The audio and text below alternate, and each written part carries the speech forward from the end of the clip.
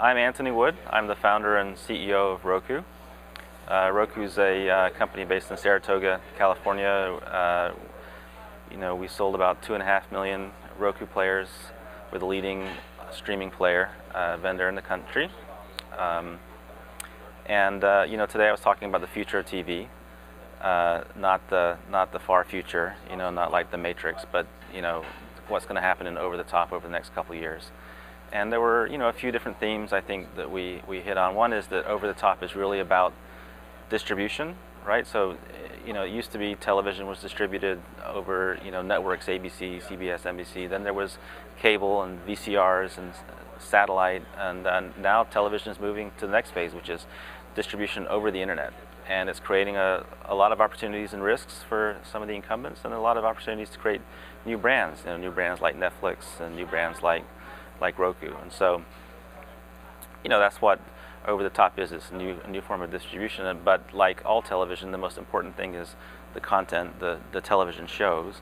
And so, what kind of television shows are available over the top? Because if there's not a lot of great TV, people won't watch it. And so, at Roku, we have something called the channel store, and we started out with just one channel.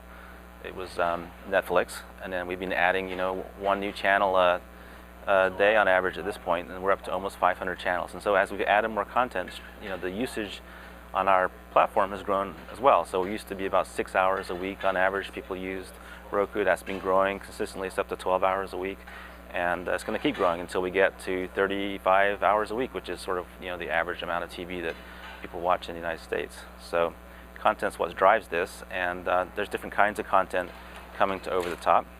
One category of content is like Netflix and Amazon and Hulu. These are sort of new brands, new companies that are taking actually existing content, usually back catalog content, bundling it into a new bundle and offering it as a new low-cost package over the internet. So that's one type of content. That's what most people think of when they think of over the top. But there's also a set of new brands, new companies that are creating content just for over-the-top distribution, where they don't have to go through a cable company. So, for example, one of the brands on our box is Glenn Beck TV. Some people, like Glenn Beck, some people don't, but we sell a lot of boxes to Glenn Beck viewers. This is a brand who used to be on Fox, started his own network, and it's been a big financial success for him.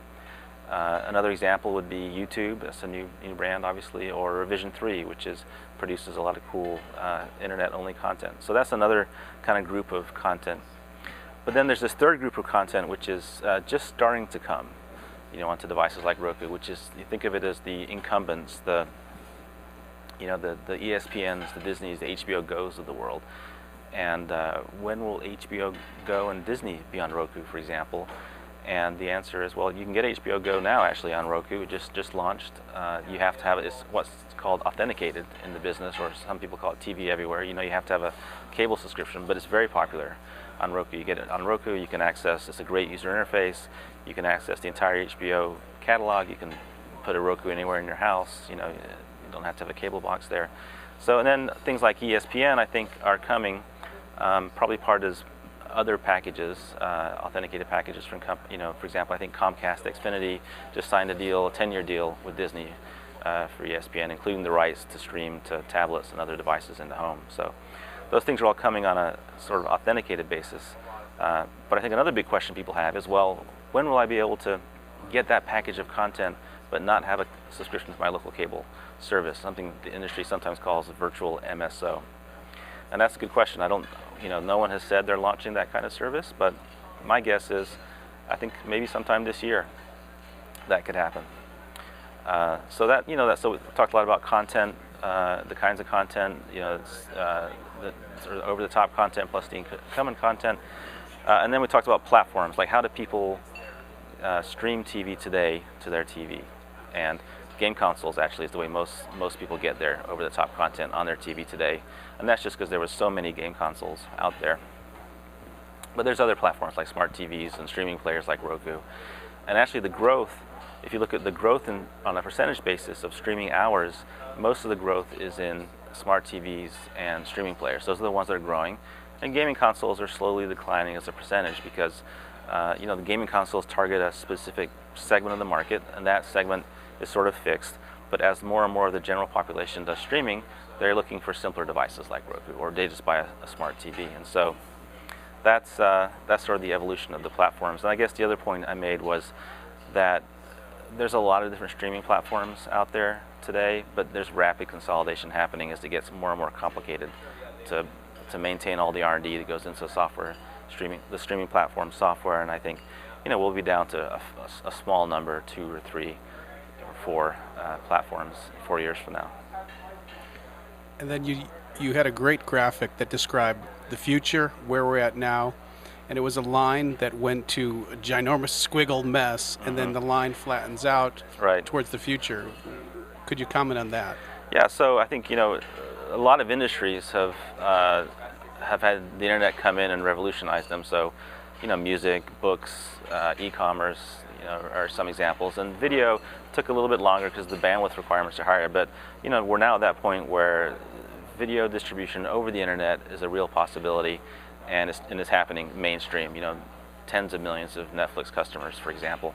So now we're in this sort of squiggly mess part where there's a lot of stuff happening, a lot of different things being tested. But over the next 4 years, there's going to be some big milestones. I think Netflix will pass 50 million customers. We'll see fairly soon the launch of the first, virtual MSO over-the-top cable package. Most TVs will start getting their TV delivered over streaming over the internet instead of a cable or a satellite box. All these things are going to happen over the next 4 years, and what comes out of this is the new world where all TV is delivered by the internet, and every TV show ever made is available on demand, and the customers just have an incredible amount of choice and options with their TV viewing. And do you see what are the big obstacles that might kind of prolong that line flattening out? I think so if you'd asked me that question 2 years ago, I would have said, I think that the incumbents in the industry are going to resist this change, but that's not happening. They're actually embracing it. I think they're seeing a lot of value in embracing internet delivery. Being able to allow customers to get more value out of their services by getting their services on more devices and more places in the home, outside the home. They see what's happened to other industries. They want to make sure that doesn't happen to them. So the industry as a whole, I think, is very engaged, and I really don't see any major obstacles. I think this is happening now. And then you talked about how there's 500 channels now on Roku.